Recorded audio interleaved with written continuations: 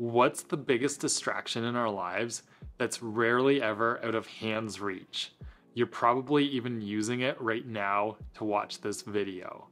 Our phones are one of the biggest distractions in our lives, and it's become quite a problem for a lot of us, leading to phone addiction and really making it something that impacts our ability to focus and get into that deep state of flow where we really perform and create our best work. And eliminating distractions is one of the keys to getting in the flow state. So it's important to learn some of the skills that we can use in order to eliminate distractions and spend more time in flow doing deep work. Because flow is a state of peak performance, it allows us to turbocharge our work results and our physical performances, but we do have to get into an undistracted state, and that means learning how to better handle our phones and the distractions that they cause. It's even worse than just affecting our ability to get into a peak state of focus and performance. Just the stress and the mental stress alone of always having those notifications and pings from our phones is causing more and more people to feel overwhelmed and burnt out. So whether you're trying to read using your favorite app like Scribed or Kindle, or get the draft of your next email done for work, or make plans with your friends without getting sucked into a 4-hour TikTok hole, here are some of my favorite strategies that I use to reduce the temptations with my phone and make it less distractible for me. Doing this is going to help you spend more time in flow while you're at work, and it's also going to help to reduce that overwhelm that you're probably feeling from feeling addicted to your phone. Now, I will say that I use an iPhone primarily, so some of these suggestions are going to be more specific for an iPhone, but there are also similar apps or suggestions you can use if you've got an Android phone as well. So the very first thing you want to do is turn off all notifications on your phone. And don't worry or panic about this one. You can always turn things back on later if you need to, but turn off absolutely every notification and then figure out which ones you need to reincorporate to be productive or just because you need those notifications. And this is a really important step to start with, regardless of what type of phone you use, because there are so many notifications that we don't actually need for work and in order to focus our best. And those things, when they ping or go off, send you vibrations or sounds, are going to immediately pull you out of a focused state.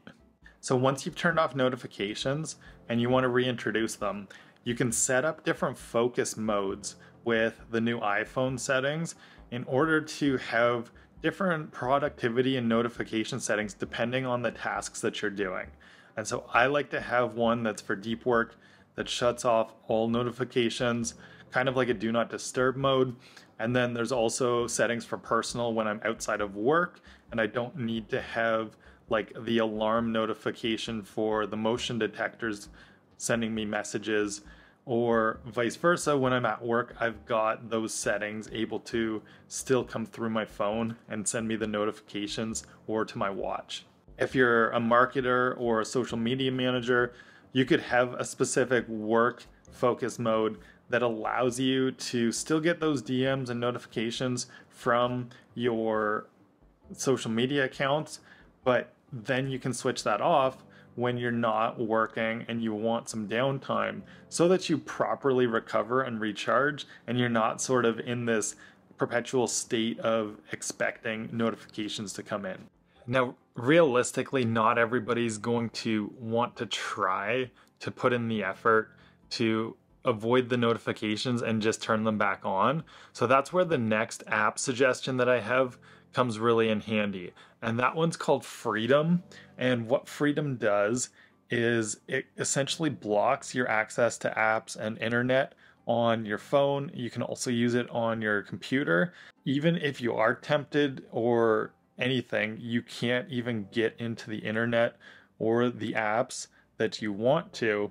I would suggest testing out the free trial, and if you find this app very helpful, it's a low annual cost to sign up to have all of the blocker effects for it. And I've found this to be particularly effective during those deep work time frames where I don't want any access to email or internet so that I can focus on writing, and it works really great for that. You can also program it to have different times throughout the day if you have different levels of restriction that you need to put in place and you're not very good at doing it on your own just by going into focus modes or turning your notifications off. For the setup that I have with Freedom, I make use of it where it's blocking all access first thing in the morning until about 10 a.m. and then that way I can't get into my email and get distracted by other people's needs until I've done my most important tasks first. And I suggest trying out something like this as your first introduction into making use of Freedom. See how it goes for you, and if you need to maybe introduce a second focus period in the afternoon if you find that you get off track again. And so far the suggestions have been more so based on inputs coming into your phone, but what happens when you're already in your phone and you're accessing things? And one of the things that tends to be tricky for us, you've probably noticed that you've kind of got this subconscious programming where your fingers automatically swipe into the apps that you want to open up on a routine. And so I find that I will automatically go in and open up the YouTube Studio or the YouTube app and refresh to see what new videos have been released, things like that. Most people go into their favorite social media platforms and quickly swipe through without even thinking about it. What you can do is reduce your app temptations by first setting them up in folders away from the home screen, and then even go deeper and you can put them into the second or third page of these folders so that it's hard to access them right away and you have to second guess before you go in and open it up. This little pause, it can be just enough to reduce the temptation and avoid going into those apps for you. And the other one that I find also helps is to put your phone on grayscale mode. When your phone's in grayscale and not full of shiny and bright apps, it actually reduces the pleasure that you get from making use of your phone so that you can use it more as a utility device rather than something that is purely for distraction and pleasure. So this is one that can really help just reduce the appeal of going through your social media apps or even just scrolling through your phone, which can deliver little bursts of bright, pleasing colors to our brain. Try doing this one, switch on to grayscale mode, and see if it works for reducing that temptation to always want to pick up your phone and check. Now, the final suggestion is certainly not for the faint of heart, but it works exceedingly well, and that's what we're going to call monk mode. And with monk mode, you either replace your current phone with an old phone that doesn't even have access to the internet, like an old Nokia flip phone or something, or if you still need to make use of your smartphone from time to time, what you can do is set up the App Store password with a friend. So they're going to have the password that would log you in to download any apps that might distract you.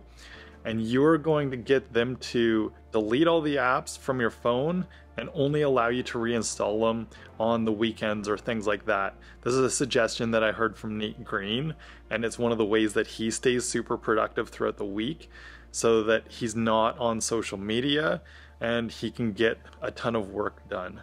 So if everything else that I've suggested requires too much willpower or discipline on your part, get somebody to help you out by putting your phone into monk mode where you have no other option but to follow and reduce those distractions. It's become increasingly important to reduce the distractions that we get from devices like our phone because we need to be able to be productive and creative and really create those things that are uniquely our own.